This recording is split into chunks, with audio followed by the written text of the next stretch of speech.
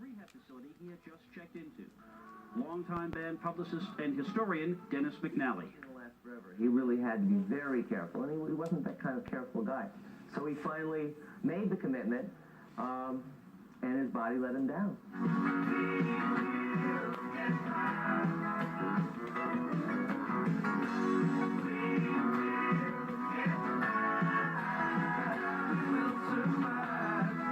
The radio and TV retrospectives today were filled with these lines from A Touch of Grey that promised, "I will survive." But in fact, the music of the Grateful Dead was filled with intimations of mortality. And maybe that's what gave their music and their performances such resonance to so many people.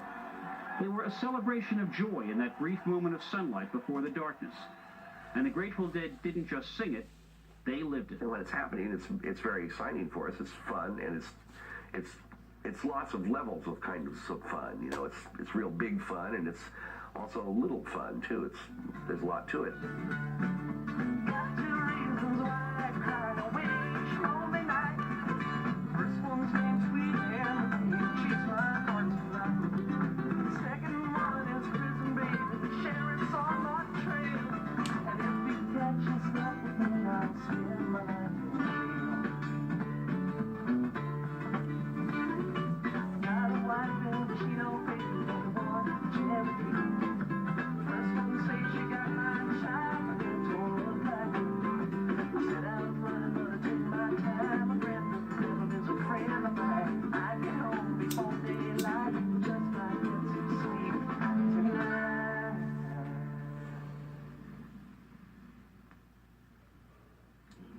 The Grateful Dead on Nightline.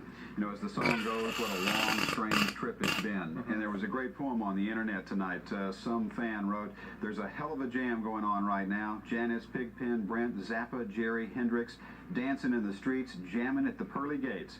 I hear Bach and Garcia are going to blow the roof off tonight." That's lovely. And then Chalk, they're writing eulogies in Boston. One reads, "Your spirit will always make me dance. Say hi to God." You're watching World News Now.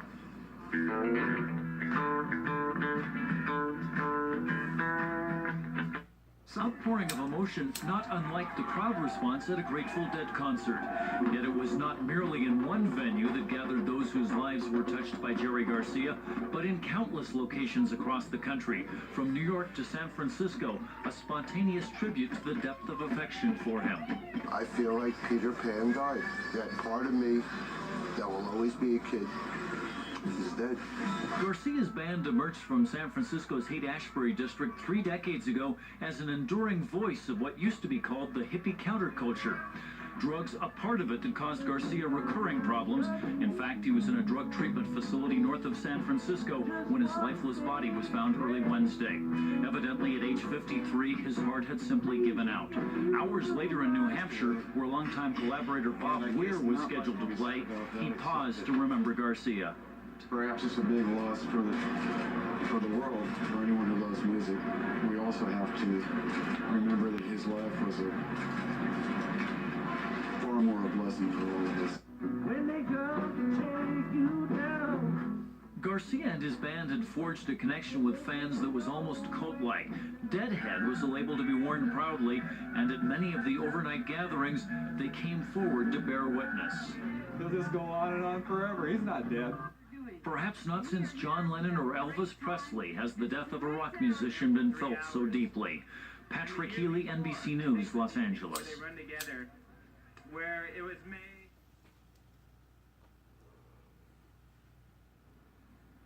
In honor of Jerry, let's all have a little fun today. It's Thursday, August 10th. I'm Ann Curry. This is NBC News at Sunrise. 3 decades later. At K-Rock in New York City, veteran DJ Dave Herman began playing nothing but Grateful Dead music when the news was announced.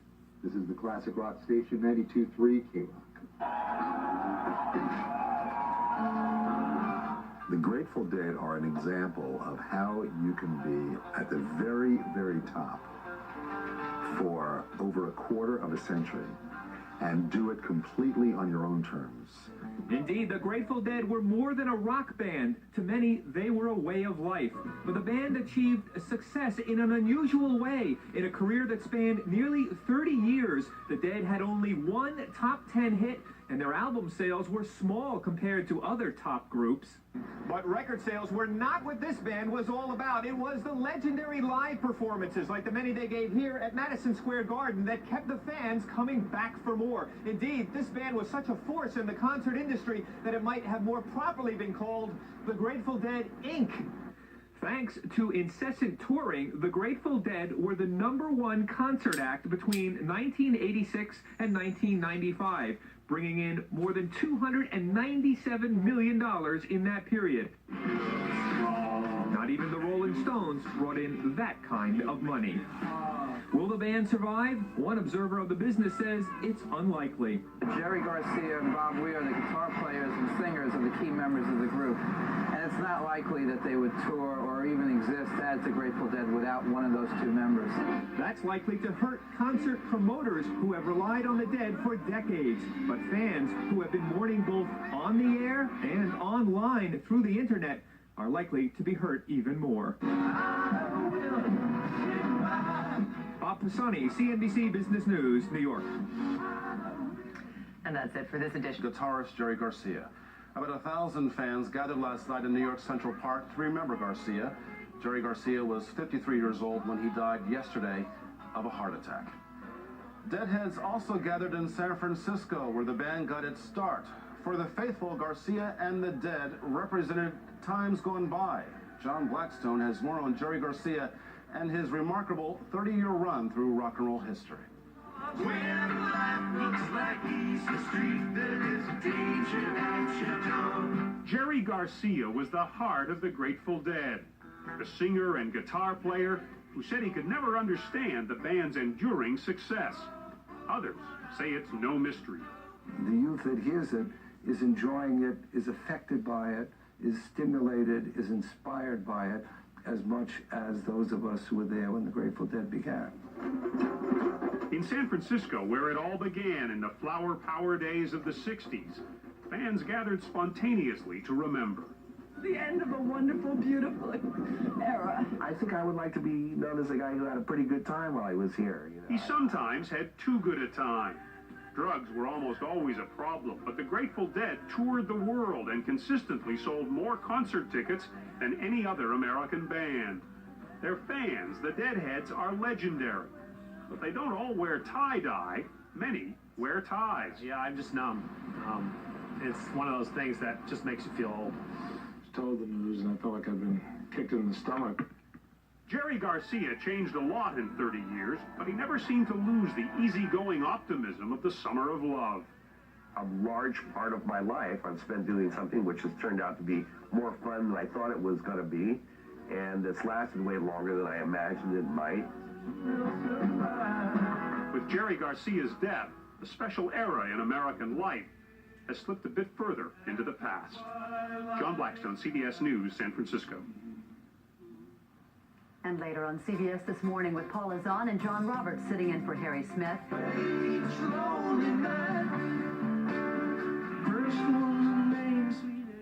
Where do germs live that surround your gut? Anymore in America, you know, it's tough to hitchhike even, but you can have an experience out on the road with the Grateful Dead. You can follow the band around for a tour. You can have those kind of adventures. Why are you so interested in the Grateful Dead? Wow, the music's great. I've never followed any other band, but it's happening. It's very exciting for us. It's fun, and it's lots of levels of kind of fun. You know, it's real big fun, and it's also little fun too.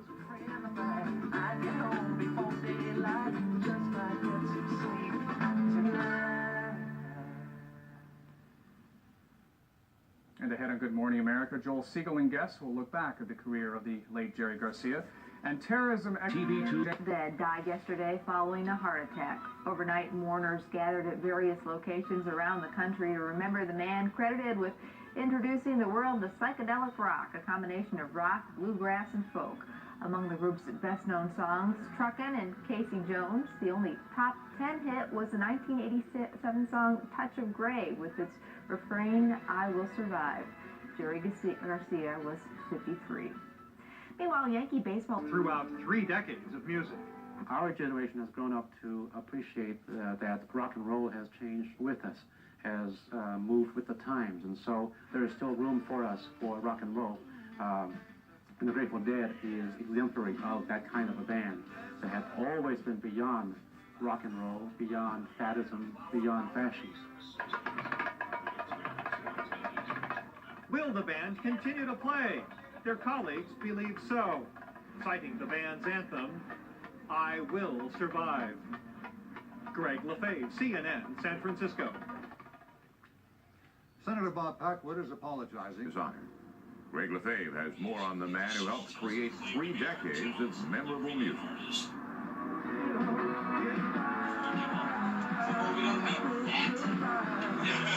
The Grateful Dead gave its fans a trip into the past. On news of Garcia's death, fans flocked to Golden Gate Park to play his music and remember. Country Joe McDonald played there too. I'm getting depressed and I'm in shock over it. It's a very important end to something. Yeah, Jerry was found dead this morning in his room. Radio stations in Garcia's hometown played his music and consoled listeners, many of whom were grief-stricken by Garcia's passing. I went through this in 1986 when Jerry went into his diabetic coma, and I was on the air at the time, and I found out that people needed a shoulder and a hand to hold. They had to review memories and talk about shows. In the Haight-Ashbury district, where Garcia started, others gathered. All the songs, everything was so positive. Music is about how you can take a room full of people and turn them into one big spirit. Counselors from a nearby crisis center worked the crowd quietly. I urge all deadheads to grieve privately and with some silence and dignity in the way that Jerry would have wanted. Fans went online, on the internet, on CompuServe. Fans on America Online displayed the icons for tears and hugs. Long an accomplished painter, Garcia opened a show of his own works.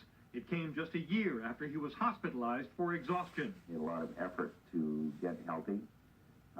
Nothing like the threat of death that get your attention.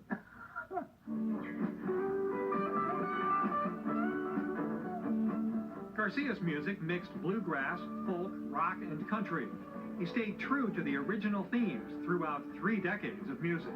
Our generation has grown up to appreciate that rock and roll has changed with us, has moved with the times, and so there is still room for us for rock and roll. And the Grateful Dead is exemplary of that kind of a band that have always been beyond rock and roll, beyond faddism, beyond fashion. Will the band continue to play? Their colleagues believe so, citing the band's anthem, I Will Survive. Greg LaFave, CNN, San Francisco. West saw your infrastructure. So many people wanted to talk about it on the internet. There was a traffic jam on the information highway.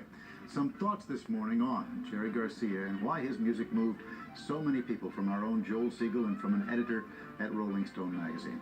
But now let's get the morning started, checking in on weather. Mourned by deadheads around the world this morning, Garcia died of a heart attack yesterday at the age of 53. As the sad news was learned, fans gathered to remember Garcia at Strawberry Fields, the John Lennon Memorial in New York's Central Park. The mood was much the same in San Francisco's Haight-Ashbury district, where Garcia and the Dead began their trip into rock and roll history. John Blackstone reports on Garcia's life and times.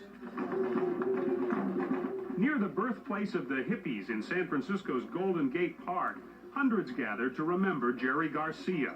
Not just the leader of the Grateful Dead, the leader of a tribe.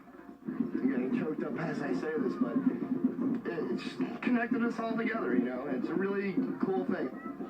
I loved him so.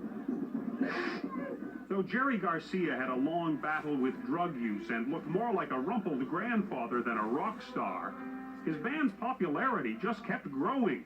Through his music, Garcia shared with a new generation the spirit of the 60s, the roots of the Grateful Dead.